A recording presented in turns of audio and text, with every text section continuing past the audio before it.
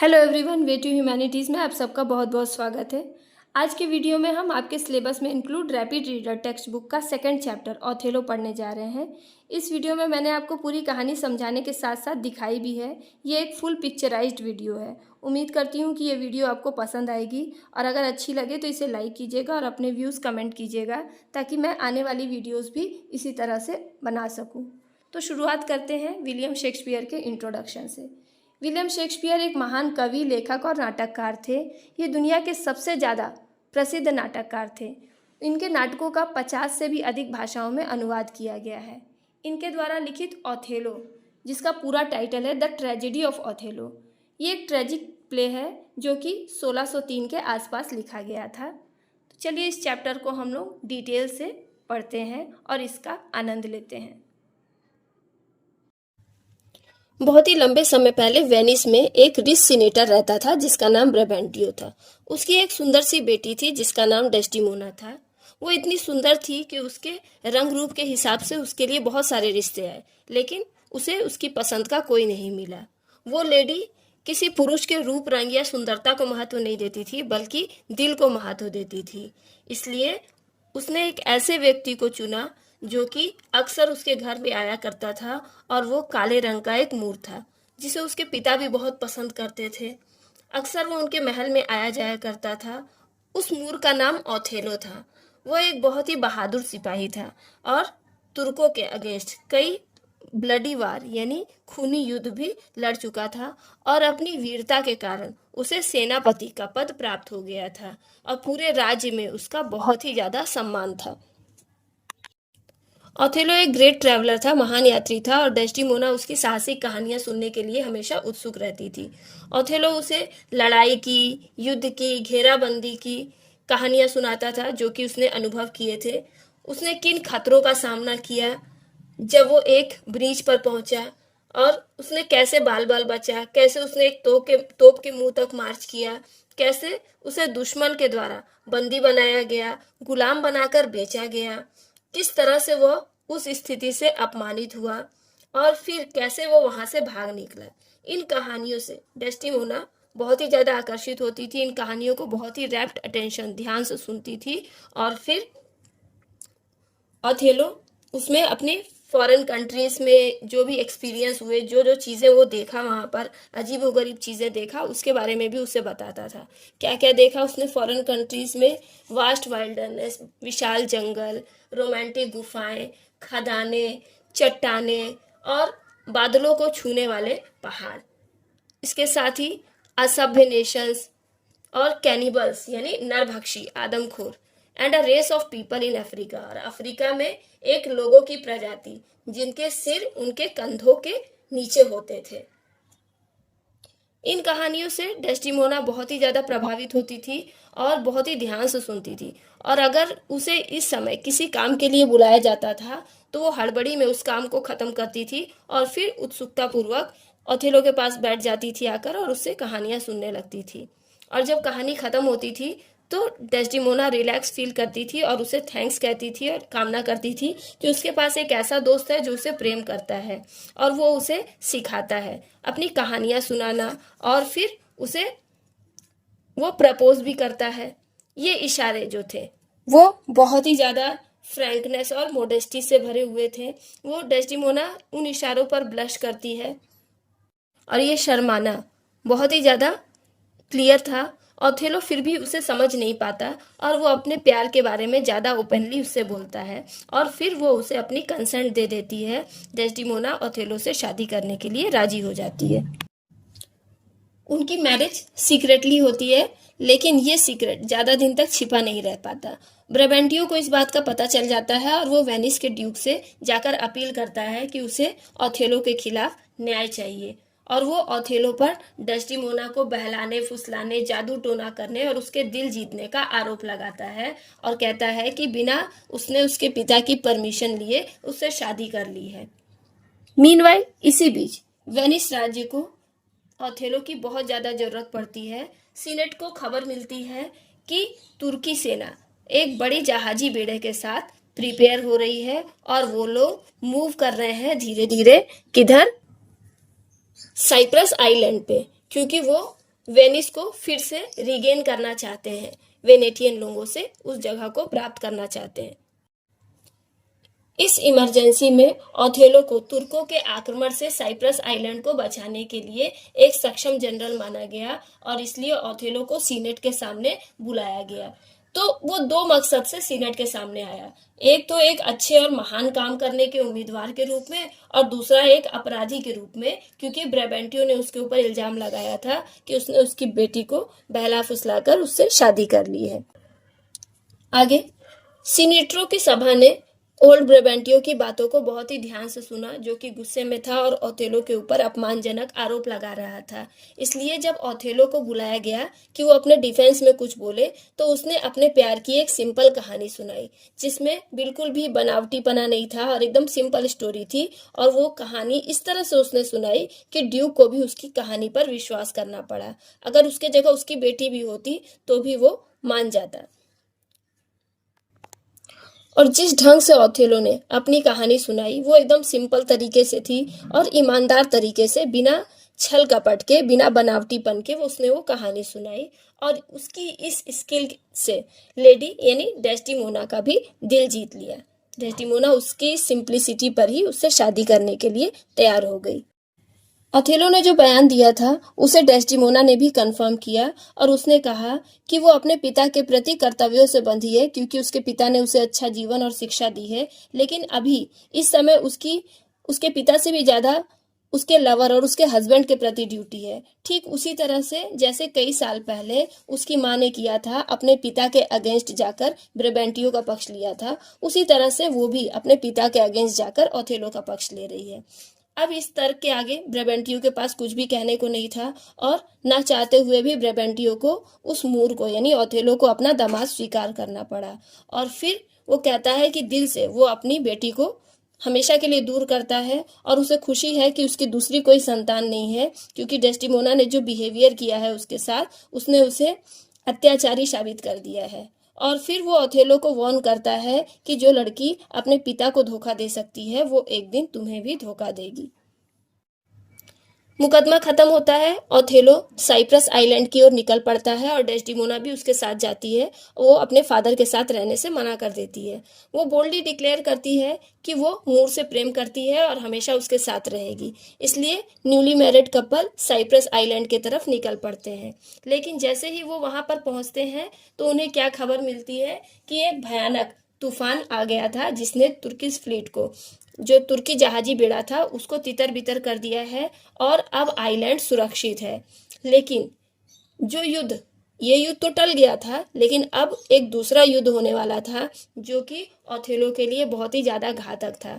वो अब युद्ध शुरू होने वाला था जो कि दुश्मनों और विश्वासघातियों से भी ज्यादा घातक था और वो डेस्टिमोना के खिलाफ था। कौन सा युद्ध था वो आगे देखते हैं। ओथेलो के जितने भी फ्रेंड्स थे उसमें सबसे ज्यादा विश्वास पात्र कैशियो था। वो एक यंग फ्लोरेंटाइल सोल्जर था और बहुत ही हंसमुख स्वभाव का था। लेडीज उसे देखकर अट्रैक्ट होती थी। वो देखने में भी बहुत ही हैंडसम और बोलने में चतुर था। कोई भी विवाहित व्यक्ति एडवांस ईयर जो कि थोड़ी ज्यादा उम्र का है और उसकी यंग ब्यूटीफुल वाइफ है तो वो उसको देखकर सचेत हो जाता था। लेकिन ओथेलो के साथ ऐसा नहीं था, क्योंकि ओथेलो के अंदर ईर्ष्या की, जलन की कोई भावना नहीं थी और वो कभी भी उसके ऊपर शक नहीं कर सकता था कि वो विश्वासघाती बेवफा होगा।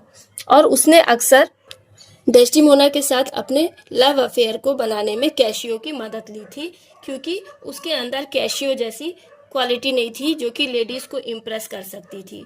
और वो अक्सर कैशियो को डेस्टिमोना तक अपने संदेश भेजने के लिए नियुक्त करता था। ऐसी सादगी उस मूर के लिए बहुत ही ज्यादा सम्मान की बात थी और इसमें कोई भी आश्चर्य की बात नहीं थी कि ओथेलो के बाद डेस्टिमोना अगर किसी से प्रेम करती थी तो वो कैशियो था। इसलिए इस जोड़ी की शादी से कैशियो के साथ संबंध में बहुत ही कम अंतर था। वो अक्सर उनके घर पर आता था और बेधड़क बातें किया करता था। ओथेलो को उसकी बातें पसंद आती थी क्योंकि वो बहुत ही गंभीर स्वभाव वाला व्यक्ति था। ओथेलो ने हाल ही में कैशियो को लेफ्टिनेंट का प्लेस दिया था, जो कि जनरल के बाद बहुत ही ज्यादा विश्वास पात्र पोस्ट था। इस प्रमोशन से इयागो को बहुत ही ज्यादा ठेस पहुंचती है, क्योंकि वो एक एल्डर नोबलमैन था और वो सोचता था कि ये पोस्ट कैशियो को ना मिलकर उसे मिलनी चाहिए। और वो अक्सर कैशियो का मजाक उड़ाता था, कहता था कि उसे एक सिपाही नहीं होना चाहिए बल्कि लेडीज के कंपनी में रहना चाहिए, वो आर्ट युद्ध की कला के बारे में कुछ नहीं जानता। इयागो कैशियो से नफरत करता था और वो ओथेलो से भी नफरत करता था, क्योंकि ओथेलो हमेशा कैशियो का पक्ष लेता था और उसके मन में एक अनजस्ट सस्पिशियन था, शक था कि मूर यानी ओथेलो उसकी बीवी एमिलिया को पसंद करता है। ये सारे जो काल्पनिक प्रोवोकेशन थे वो इयागो को एक स्कीम बनाने के लिए फोर्स करते हैं। वो एक प्लान बनाता है जिसमें कैशियो, ओथेलो और डेस्टिमोना तीनों को एक साथ बर्बाद किया जा सके। इयागो बहुत ही क्राफ्टी था और बहुत ही ज्यादा शातिर था और उसने ह्यूमन माइंड को बहुत ही डीपली पढ़ा था और वो जानता था कि किसी भी तरह की पीड़ा देने वाली चीज में जेलसी की जो पीड़ा है वो सबसे ज्यादा अनबियरेबल होती है, कष्टकारी होती है।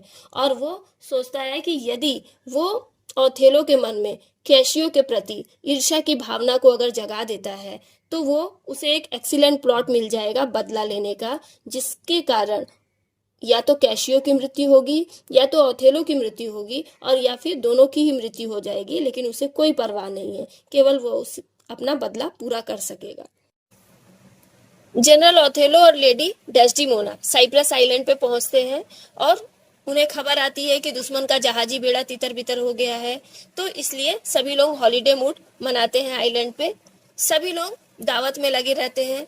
कैशियो को उस रात ओथेलो ड्यूटी देता है कि वो देखेगा कि सोल्जर्स जो है वो एक्सेसिव ड्रिंक ना करे, और उसी रात इयागो अपना मिस्चीवियस प्लान बनाता है और लॉयल्टी और जनरल के प्रति प्रेम दिखाते हुए वो कैशियो को उकसाता है कि वो ड्रिंक करे, जो कि एक ऑफिसर जिसे गार्ड की जिम्मेदारी दी गई है उसके लिए एक बहुत बड़ी गलती है।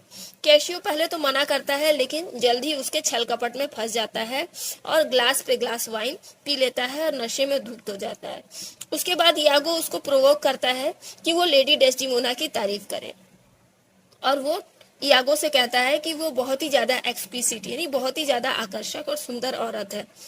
और फिर वो एक स्कफल यानी हाथापाई में इन्वॉल्व हो जाता है। मोंटेनो एक वर्दी ऑफिसर है, वो उस डिस्प्यूट को सॉल्व करने की कोशिश करता है, लेकिन उस हाथापाई में वो घायल हो जाता है। इसका फायदा उठाकर इयागो क्या करता है, अलार्म बेल बजा देता है, जो कि डेंजरस म्यूटिनी का संदेश है। अलार्म बेल की आवाज सुनकर ओथेलो जाग जाता है और हड़बड़ी में कपड़े बदलकर उस जगह पर पहुंचता है जहां हाथापाई हुई थी और कैशियो से इसका कारण पूछता है। कैशियो को तब तक थोड़ा होश आ जाता है, लेकिन वो उत्तर देने में शर्मिंदगी महसूस करता है। इयागो अपने आप को प्रिटेंड करता है कि वो सच बताना नहीं चाहता, लेकिन ओथेलो जब उसके ऊपर दबाव डालता है तो वो पूरे अकाउंट को इस ढंग से प्रकट करता है जिससे कि लगे कि वो कैशियो की गलती को कम बताना चाहता है, लेकिन एक्चुअली प्रिटेंड हो कि वो बहुत बड़ी गलती किया है। परिस्थितिवश ओथेलो, क्योंकि वो स्ट्रिक्ट ऑब्जर्वर है, डिसिप्लिन को बहुत ज्यादा मानता है, वो कैशियो को लेफ्टिनेंट के पोस्ट से हटा देता है और इस तरह से इयागो का पहला बदला लेने का काम सफल होता है और वो अपने प्रतिद्वंदी से नफरत करता था और उसे पोस्ट से हटाने के लिए वो अपने प्लान में कामयाब हो जाता है। कैशियो, जो अपने साथ हुए दुर्भाग्यपूर्ण घटना पर बहुत ही ज्यादा चिंतित था, वो अपने सीमिंग फ्रेंड इयागो को देखकर अफसोस प्रकट करता है और कहता है, रेपुटेशन रेपुटेशन रेपुटेशन, मैंने अपना रेपुटेशन खो दिया, मैंने अपने जीवन का सबसे जरूरी पार्ट खो दिया, अब मेरे लिए क्या अच्छा बचा है। इयागो, मेरा रेपुटेशन खत्म हो गया। और अपने आप को वो तुच्छ समझने लगता है और सोचता है कि जनरल से अब वो कैसे बात करेगा कि वो वापस अपना स्थान प्राप्त कर सके। इयागो उसे एडवाइस देता है कि वो ओथेलो की पत्नी डेस्डिमोना से बात करे, जो कि उसका पक्ष लेकर अपने पति से उसकी वकालत करेगी। कैशियो ऐसे ही करता है जैसा इयागो ने उसे एडवाइस दिया था।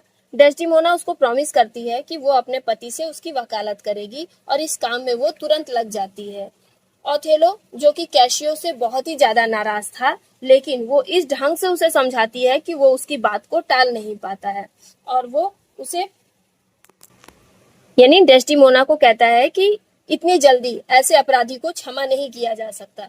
तो डेस्टिमोना कहती है कि ठीक है, लेकिन इसमें ज्यादा समय मत लीजिएगा, नेक्स्ट नाइट या नेक्स्ट मॉर्निंग, इससे ज्यादा समय मत लीजिएगा उसे माफ करने के लिए। उसके बाद वो बताती है कि कैशियो कितना उदार स्वभाव का है और वो पश्चाताप से डूबा हुआ है, अपनी गलती पर बहुत ही ज्यादा पछता रहा है, इसलिए वो ये पनिशमेंट, इतनी बड़ी पनिशमेंट को डिजर्व नहीं करता है। लेकिन ओथेलो अभी भी अपनी बात पर अडिग था। तब वो उसे समझाती है, what my lord that I should have so much to plead for Cassio. कहती है कि मुझे कैशियो के बारे में उसकी वकालत करने के लिए इतना सब कुछ कहना ही चाहिए। माइकल कैशियो वो आपके लिए मेरे पास आता था आपकी वकालत करने के लिए, और जब कभी भी मैं आपको डिस्प्रेस करती थी, आपकी बुराई करती थी, वो हमेशा आपका ही पक्ष लेता था। और मैं तो इसके लिए आपसे बहुत ही छोटी चीज मांग रही हूँ। मैं आपको आपके प्यार की परीक्षा लेना चाहती हूँ और मैं आपसे एक जरूरी बात पूछूंगी। अब ओथेलो ऐसे वकील की वकालत को कैसे मना कर सकता था, इसलिए वो वादा करता है कि माइकल कैशियो के पक्ष में वो जल्द से जल्द डिसीजन लेगा, लेकिन अभी डेस्टिमोना को उसे थोड़ा समय देना चाहिए। ओथेलो और इयागो कमरे में एंटर करते हैं जहां डेस्टिमोना कैशियो के साथ पहले से ही प्रेजेंट थी। कैशियो उसे रिक्वेस्ट कर रहा था कि वो उसका पक्ष ले, उसकी वकालत करे। ओथेलो को देखते ही कैशियो अपोजिट डोर से बाहर निकल जाता है और इयागो छल कपट भरे अंदाज में, धीमी आवाज में इस तरह से बोलता है जैसे कि वो अपने आप से बोल रहा है, आई लाइक नॉट दैट, मुझे ये अच्छा नहीं लगा। ओथेलो इसकी बात पर नोटिस नहीं करता और डेस्टिमोना से इंटरेक्शन में वो इस बात को ध्यान से निकाल देता है, लेकिन इस बात को वो बाद में याद करता है। जब डेस्टिमोना उस जगह से चली जाती है, इयागो ओथेलो से पूछता है कि सिर्फ मैं अपने सेटिस्फेक्शन के लिए पूछ रहा हूँ कि कैशियो को पता था कि आप और डेस्टिमोना एक दूसरे से प्रेम करते हैं। जनरल हाँ में रिप्लाई देता है और कहता है कि अक्सर वो उसके प्रेम के संदेश को पहुंचाने के लिए, डेस्टिमोना तक पहुंचाने के लिए बीच में आया था, मीडिएटर का काम किया था उसने। इयागो अपनी भौं सिकोड़ता है, ऐसा लगता है जैसे कि वो बहुत ही गंभीर मामले पर रोशनी डालने वाला है। निश्चित रूप से। और इस तरह से जब वो बोलता है तो ओथेलो के दिमाग में वो शब्द याद आते हैं जो कि इयागो ने कमरे में एंटर करते हुए कहा था, क्या, आई लाइक नॉट दैट, मुझे ये अच्छा नहीं लगा। फिर ओथेलो सोचने लगता है कि डेस्टिमोना और कैशियो के बीच जो मीटिंग होती है, कहीं उसका कुछ और मतलब तो नहीं है। ओथेलो जो कि एक जस्ट मैन है, किसी बात को सच सच बोलता है, जिस तरह से वो सोचता है उसी ढंग से प्रस्तुत करता है, और वो मुझसे बहुत प्रेम करता है और उसे ये भी लगता है कि इयागो बहुत ईमानदार है। इसलिए वो इयागो से रिक्वेस्ट करता है कि बताओ तुम क्या बोलना चाहते हो। तब इयागो कहता है कि कुछ बुरे विचार हैं जो कि मेरे दिमाग को परेशान कर रहे हैं, और फिर वो कहता है कि अगर मैं तुमसे वो बातें कहूंगा तो तुम भी चिंता में, परेशानी में आ जाओगे, और इस तरह से वो ओथेलो को कुछ बोलने से मना कर देता है। कहता है कि ये तुम्हारे लिए अच्छा नहीं होगा, नहीं तो तुम्हारे मन की शांति भंग हो जाएगी। तब ओथेलो जो है और ज्यादा क्यूरियस हो उठता है, जानना चाहता है कि ऐसी क्या बात है जो कि मेरे मन की शांति को भंग कर देगी। इसलिए वो इयागो को रिक्वेस्ट करता है कि वो उसे खुलकर बोले, वो क्या बोलना चाहता है। तब इयागो प्रिटेंड करता है कि वो ओथेलो की मन की शांति का ध्यान रखना चाहता है और उसे जेलिसी से, ईर्ष्या से सावधान रहने के लिए कहता है, और इसलिए भी सावधान करता है कि वो संदेह के अगेंस्ट, शक के खिलाफ उसे सावधान करता है। ओथेलो को समझ में आता है कि इयागो क्या कहना चाहता है, इसलिए वो कहता है कि मैं जानता हूँ कि मेरी वाइफ सुंदर है, उसे फ्रेंड्स की कंपनी और फीस्टिंग बहुत ही पसंद है, फ्रीडम ऑफ स्पीच है उसे, वो गाती है, डांस करती है, लेकिन वो बहुत ही ज्यादा वर्चुअस है, बहुत ही ज्यादा गुणी है और मेरे प्रति बहुत वफादार है। अगर तुम उसे डिसऑनेस्ट साबित करना चाहते हो, अगर तुम सोचते हो कि वो बेवफा है, तो इसके लिए तुम्हें मुझे प्रूफ देना पड़ेगा। तब इयागो कहता है कि बहुत खुशी की बात है कि ओथेलो अपनी पत्नी पर इतना विश्वास करता है, और फिर वो फ्रैंकली डिक्लेयर करता है कि उसके पास अभी तो कोई प्रूफ नहीं है। और फिर ओथेलो को कहता है कि तुम बस उसके बिहेवियर पे ध्यान देना, जब वो कैशियो के साथ होती है, जब कैशियो उसके साथ होता है तो उस समय उसका व्यवहार कैसा होता है, तुम इस पे ध्यान देना। फिर वो उसको समझाता है कि उसे ज्यादा जेलस नहीं होना चाहिए। इयागो इटालियन लेडीज के व्यवहार को ओथेलो से ज्यादा अच्छी तरह से जानता था। वो जानता था कि वेनिस में पत्नियां दुनिया को अपने प्रैंक्स दिखाती हैं, लेकिन अपने पतियों के सामने शो नहीं करती। और बड़े ही बनावटी अंदाज में वो कहता है कि डेस्डिमोना ने अपने पिता को धोखा देके तुमसे शादी की थी, और उसके पिता ब्राबैंटियो ने भी कहा था कि जो लड़की अपने पिता को धोखा दे सकती है वो एक दिन तुम्हें भी धोखा देगी।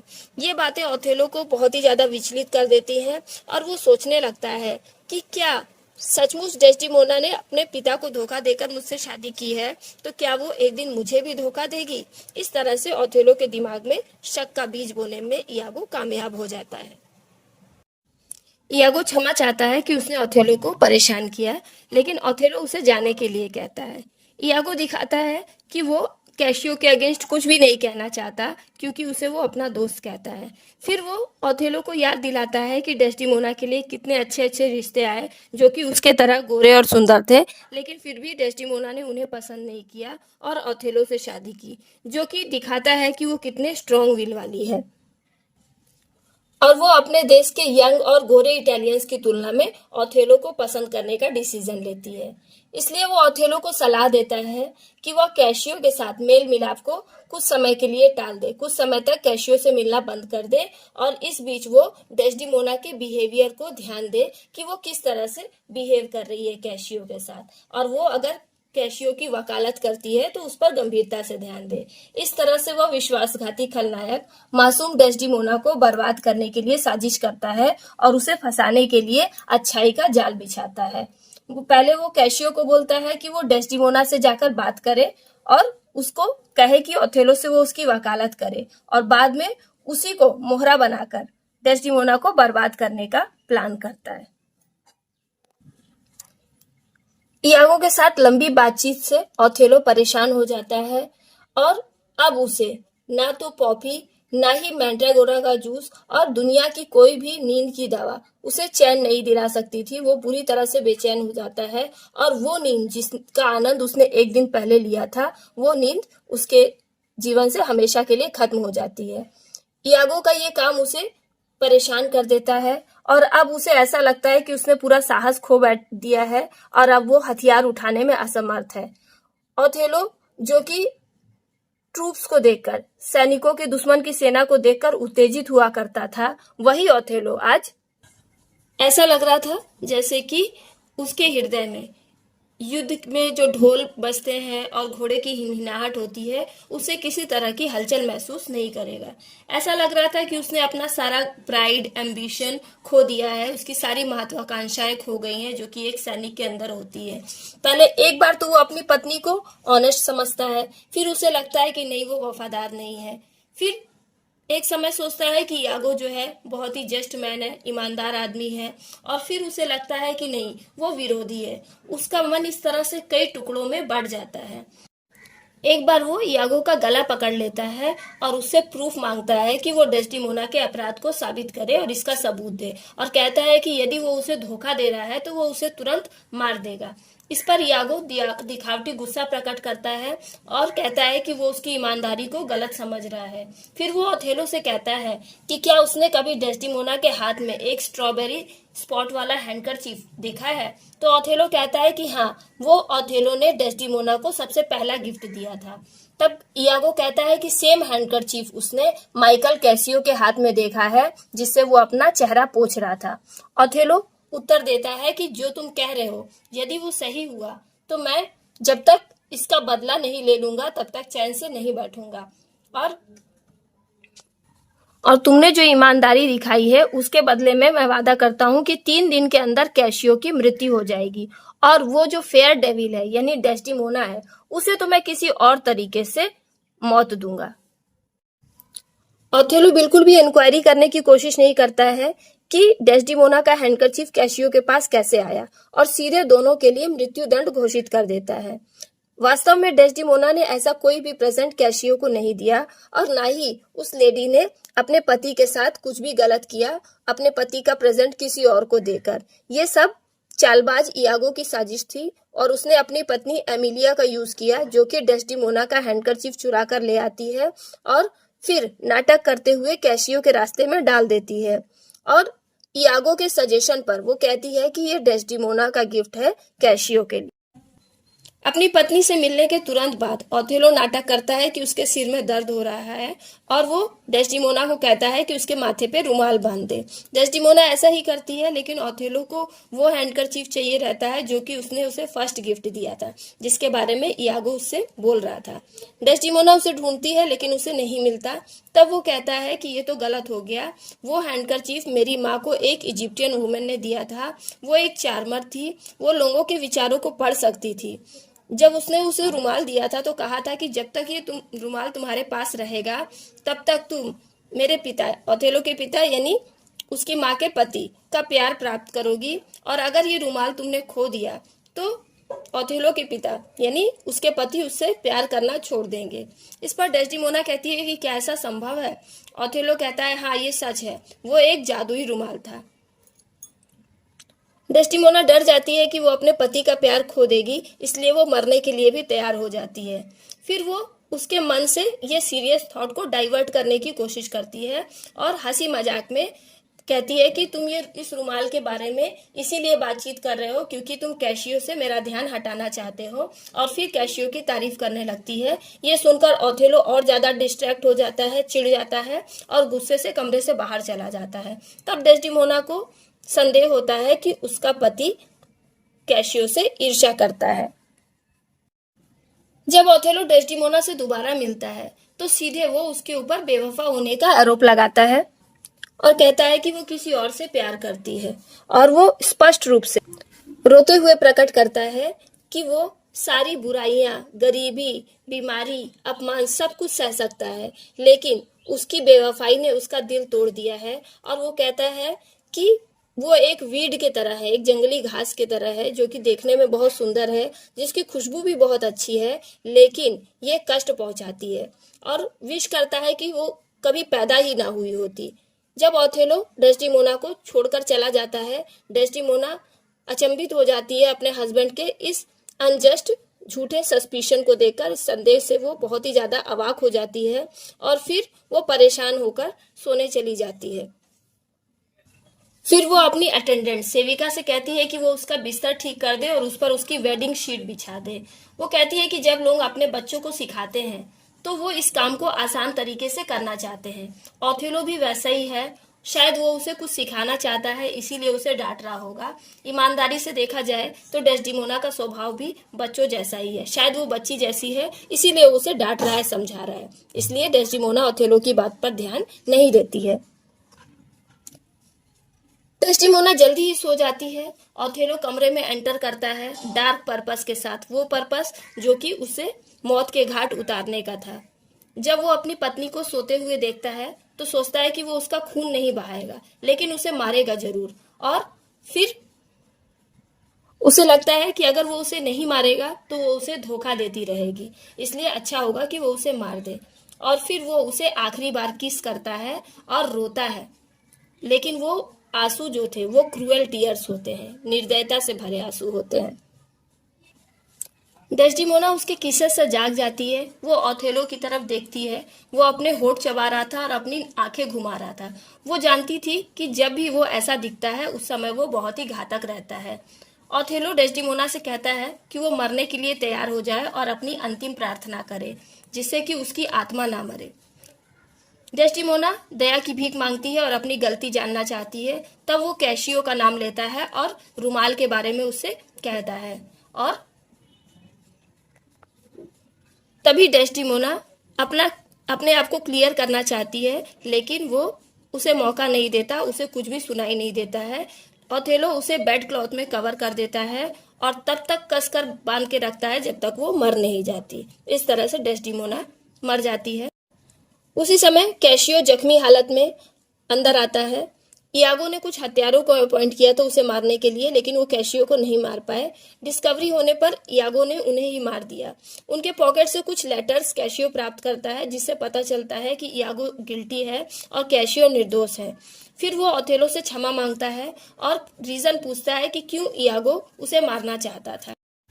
ये डिस्कवरी उसके ऊपर वज्रपात का काम करती है और वो अपने आप को हत्यारा समझने लगता है जिसने अपनी मासूम और निर्दोष पत्नी को मार दिया। अत्यधिक दुख के कारण उसका जीवन असहनीय हो जाता है और वो अपनी ही तलवार से अपने ऊपर प्रहार कर लेता है और अपने बेजान शरीर को अपनी पत्नी के शरीर के पास गिरा देता है। ये एक्ट वहां पर उपस्थित लोगों के मन में बहुत ही ज़्यादा हॉरर और अमेजमेंट भर देता है। ओथेलो जो कि बहुत ही फेयर रेपुटेशन के साथ पैदा हुआ था, लेकिन छल कपट ने उसके जीवन को बर्बाद कर दिया।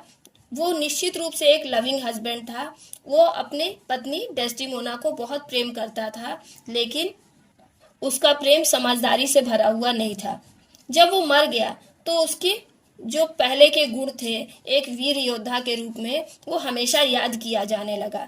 इयागो को स्ट्रिक्ट टॉर्चर के साथ पनिश किया गया और मृत्युदंड दिया गया और वेनिस राज्य अपने पुराने जनरल ओथेलो को याद करके शोक मनाने लगा। इस तरह से ये कहानी यहाँ पर ख़त्म हुई। और ये कहानी आपको कैसी लगी मुझे कमेंट करके बताएं। साथ ही साथ वीडियो अच्छी लगे तो इसे लाइक कीजिएगा। Thank you for watching this video.